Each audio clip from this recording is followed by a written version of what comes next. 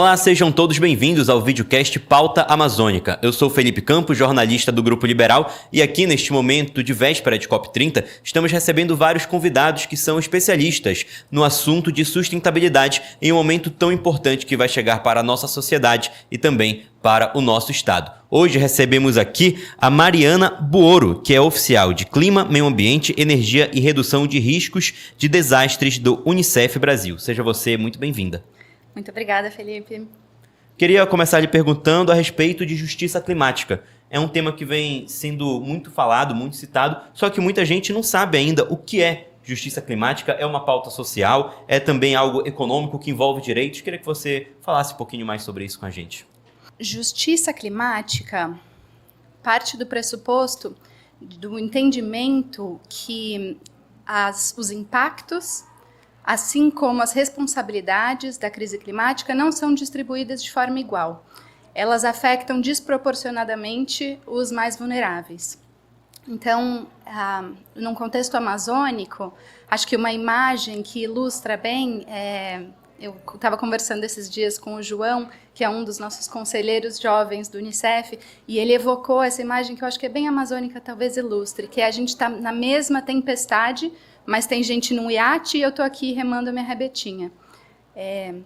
A ideia de um contexto em que já existe desigualdade e vulnerabilidades pré-existentes e que com a crise elas se agravam, afetando mais ainda quem está na rabetinha, com menos segurança, menos capacidade de se reerguer, de manter no barco. Acho que essa é a ideia ilustra. Eu acho muito bacana o seu exemplo, porque a gente consegue puxar para um tema ainda sobre os grupos que são mais afetados. Querendo ou não, você bem disse, quem está na rabetinha, ele vai ser mais afetado justamente de quem está na lancha. E eu queria saber justamente como as mudanças climáticas também podem afetar, fora a questão de justiça climática, na questão mesmo de desigualdade social e de preservação do meio ambiente. Como os desastres ambientais estão caminhando para afetar ainda mais esses grupos.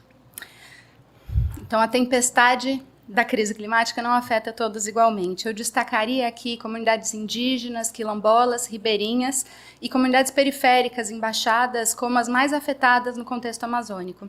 Isso significa que são grupos onde já tem desigualdades e vulnerabilidades, são populações que estão em bairros que têm menos investimento, em geral bairros racializados, ou em populações em zonas rurais, fora de cidades, onde tem menos infraestrutura, onde chega o Estado menos. Essas populações estão mais vulneráveis e acho que tem 3 aspectos importantes desse efeito maior nesses grupos. Um deles é a exposição.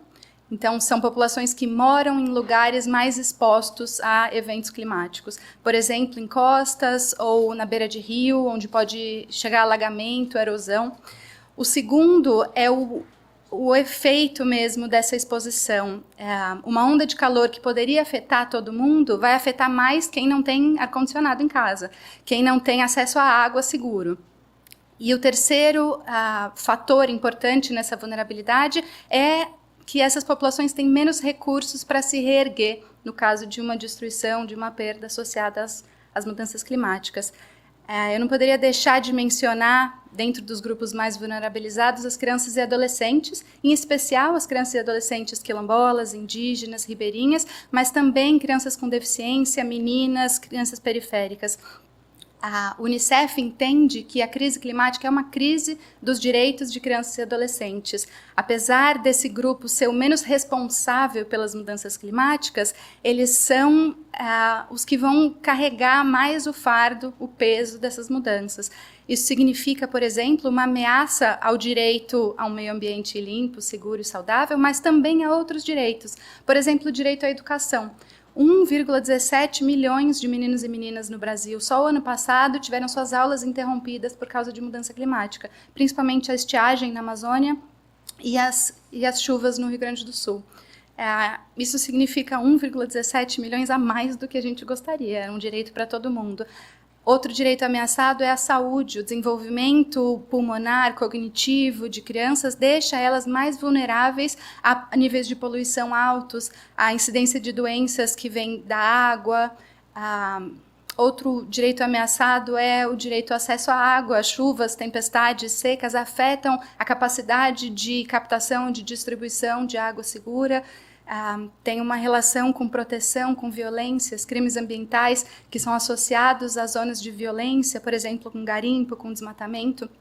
Violência que expõe crianças e adolescentes nesses lugares, deslocamentos forçados com eventos extremos significam muitas vezes a ruptura ou ameaça a vínculos protetivos, uma rede de proteção em torno dessas crianças. Então, são grupos extremamente ameaçados e as políticas públicas, quando se vai desenhar políticas públicas para adaptação, acho que é muito importante pensar elas com um componente de justiça ambiental, justiça climática, que é garantir que os sistemas, os serviços, as políticas que atendem esses grupos mais vulnerabilizados sejam olhados com atenção, a sua resiliência seja olhada com atenção. A gente está falando aqui, por exemplo, de garantir resiliência para escolas, unidades de saúde que atendem crianças, especialmente estruturas, infraestrutura e serviços e proteções dentro de comunidades mais vulneráveis. Então, em zonas rurais, em comunidades indígenas, em ilhas. E é até interessante porque a Amazônia, ela vive realidades muito diferentes. Existe uma Amazônia urbana, uma Amazônia metropolitana, como aqui de Belém, por exemplo, mas também temos comunidades ribeirinhas, comunidades rurais, comunidades tradicionais, que vivem realidades dentro da mesma Amazônia diferente. E aí a gente volta a tocar no ponto de políticas públicas. Quais seriam as principais estratégias para que todo mundo conseguisse ser beneficiado sem que ninguém ficasse para trás? Até pegando um pouquinho da sua fala anterior, se a gente for parar para pensar, poluição, problemas no subúrbio de capitais, de regiões metropolitanas. Estamos falando, por exemplo, de macrodrenagens que podem ajudar bastante, uma coleta mais frequente do lixo, mas ainda assim espaços de lazer para que crianças, para que outras populações também consigam, no primeiro momento, se afastar de áreas que hoje são perigosas, nem que sejam para brincar sem contato com ratos ou com outros animais que podem proliferar doenças. Queria saber quais são essas políticas públicas e também ambientais que podem fazer com que todo mundo consiga evoluir sem deixar ninguém para trás, dadas as diferentes realidades que a gente tem por aqui. Acho que o que eu destacaria em relação às diferentes realidades é que é muito importante dar ouvido à voz das populações específicas de cada território, porque ninguém melhor do que elas para saber quais são as demandas, as necessidades específicas de uma região. Então, você conversar, colocar na mesa de discussão, na mesa de debate, pessoas de periferias urbanas, aqui em Belém, que moram em torno de canais, a questão da macrodrenagem, das soluções necessárias dos parques lineares, isso surge com a conversa com quem mora nesse território, que é uma conversa completamente diferente de populações insulares, de populações remotas no meio da floresta. Acho que o ponto que eu queria trazer é a importância de incluir, de participação social no pensar soluções e levantar problema. Quem está em ilhas pode ter demandas, necessidades muito específicas de coleta de lixo que são diferentes de quem está na região urbana, onde o Estado chega, onde um caminhão chega. Acho que é muito importante ouvir as populações dos diferentes territórios para poder garantir que ninguém vai ficar para trás, porque uma solução pensada, centralizada, não necessariamente atende cada um dos territórios. E é até interessante porque é uma resolução que não vai partir apenas do governo, da ONU, da sociedade civil. Precisa ser feita uma força-tarefa entre esses três setores para que consiga ser combatido essas mudanças climáticas, os efeitos econômicos, sociais de secas, enchentes estão cada vez mais visíveis. Queria saber como essa conversa pode fluir melhor para que a gente consiga ter impactos cada vez mais potencializados e mais próximos da nossa realidade. Porque a gente fala muito em mudanças e correções para daqui a 10 anos, 20 anos, só que a gente está falando também de um hiato que muitas mudanças vão continuar acontecendo. Então, qual a importância dessas conversas serem intensificadas e também que elas consigam resultar em pontos mais reais para os dias de hoje? Eu acho que as ações integradas e a cooperação são essenciais. Cada um tem um papel, uma responsabilidade específica de acordo com a lei, de acordo com o seu papel social, mas existe muito espaço ainda a ser ocupado na integração, na cooperação.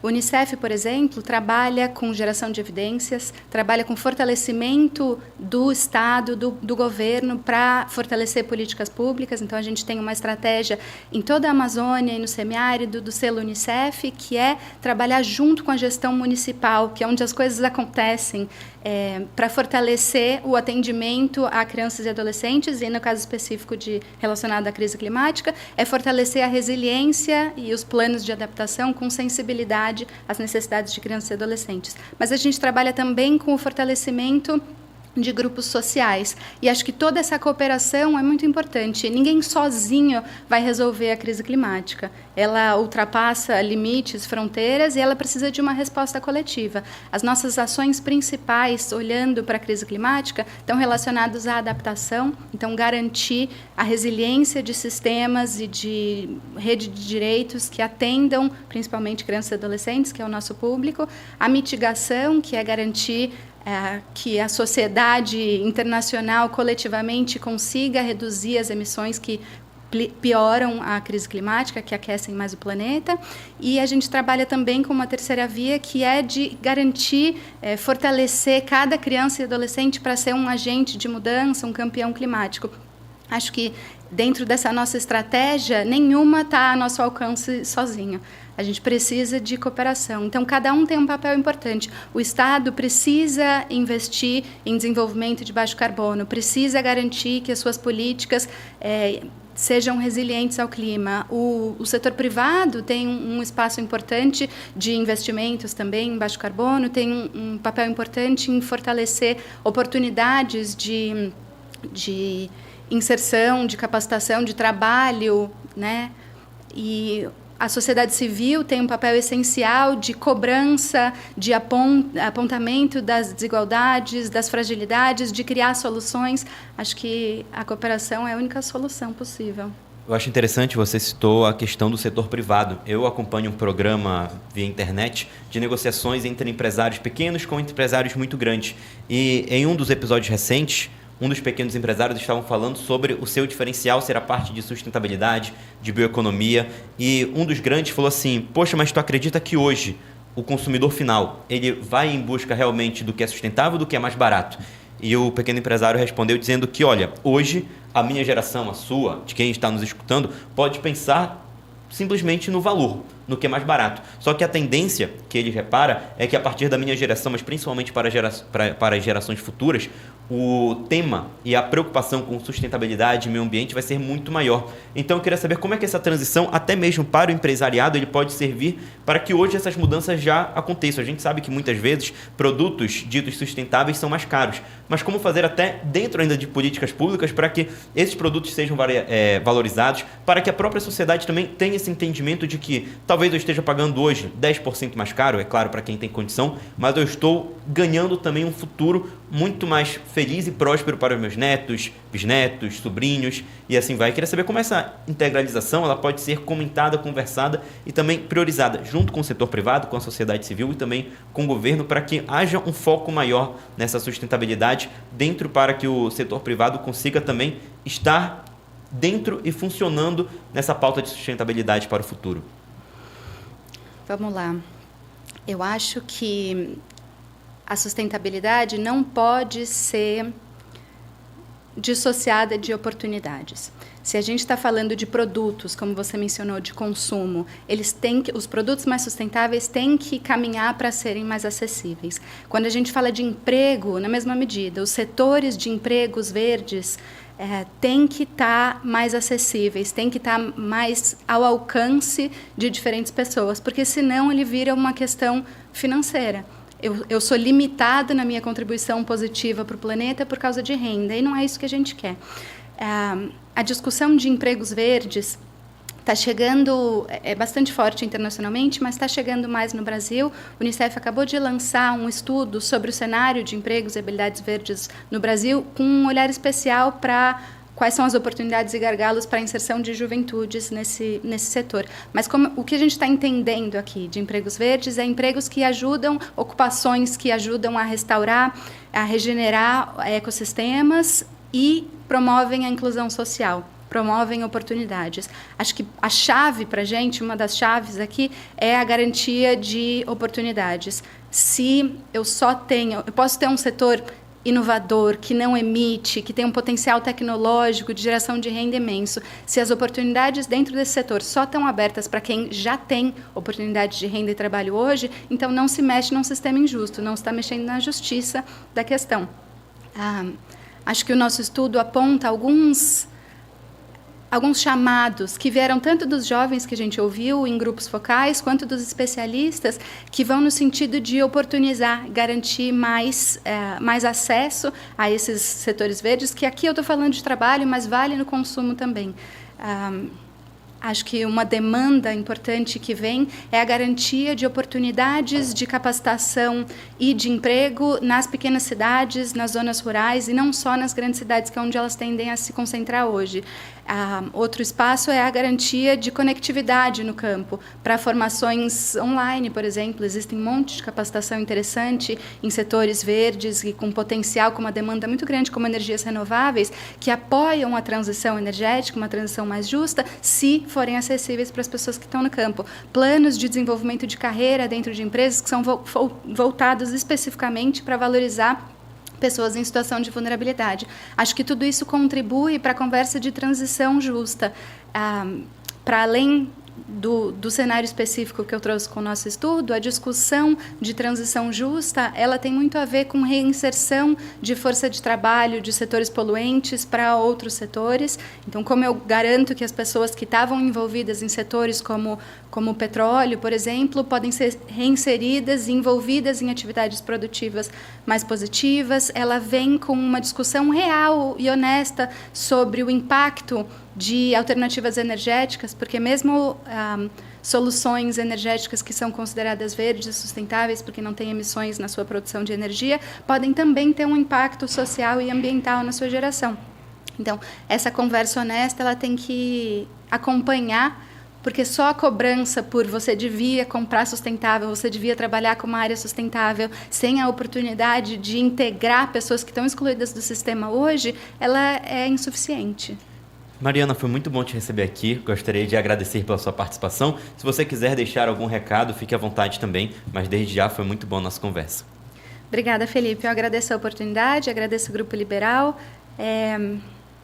Fico muito feliz de ter participado. Acho que a mensagem principal para a gente é que as crianças e adolescentes da Amazônia, as populações amazônicas de forma geral, estão querendo participar cada vez mais das discussões, tem muito a contribuir, tem demandas, mas tem muita potência. A gente fala, às vezes, muito em vulnerabilidades, mas eu queria reforçar a potência dos grupos sociais aqui com a contribuição de soluções. Acho que é um chamado importante de cooperação e de ação, que vem, inclusive, da presidência da COP30, com os mutirões. E acho que a nossa vontade no Unicef é dar visibilidade e reforçar essas iniciativas que estão pensando em colaboração e em ação para garantir inclusão social. Muito obrigado mais uma vez. E a você que esteve nos acompanhando também, muito obrigado pela companhia. Eu, Felipe Campos, em nome do Grupo Liberal, agradecemos a você pela confiança e também por ter acompanhado todo esse projeto conosco, o Pauta Amazônica, falando de pautas sustentáveis, pautas que avançam o nosso entendimento sobre o meio ambiente, sobre clima, ainda mais em um momento tão importante, às vésperas da COP30. Um forte abraço a todos e muito obrigado pela audiência.